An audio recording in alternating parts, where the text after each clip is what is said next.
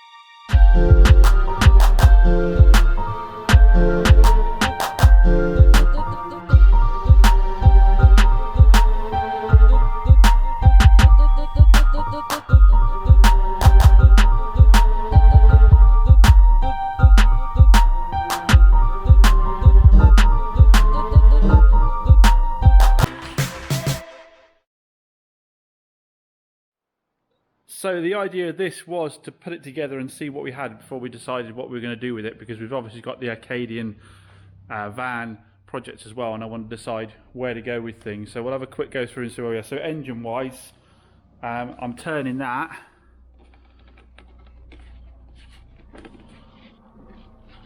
And I can hear some compressing in it, and it's turning.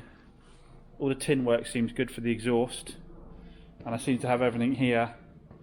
Brake pipes, earth strap, what's that, speedo, starter, alternator, all seems to be there. So that all seems to be good to go. The guys having cleaned it up, Scotty and Brooke, so massive thanks to them for that. I haven't polished in this, I think this will actually polish up okay. So we've got the two rear wings. We haven't got the front wings because Stu threw them away when we thought we were restoring the car for the customer because they were rotten. So he threw them away, so we don't actually have the front wings for it. But we do have those rear wings, which are in overall, seem to be in okay condition. Boot lid seems to be in okay condition. Bit of stuff up here that could be tidied up. Boot floor, got a big hole in it, that needs doing, and a hole over there. So I think you probably just get the whole replacement panel and do that. Hole down there and that rear quarter down there. Only a small bit there, I think that's okay. It's actually not quite as bad as I thought it was. I mean, this could be repaired. This actually doesn't go through.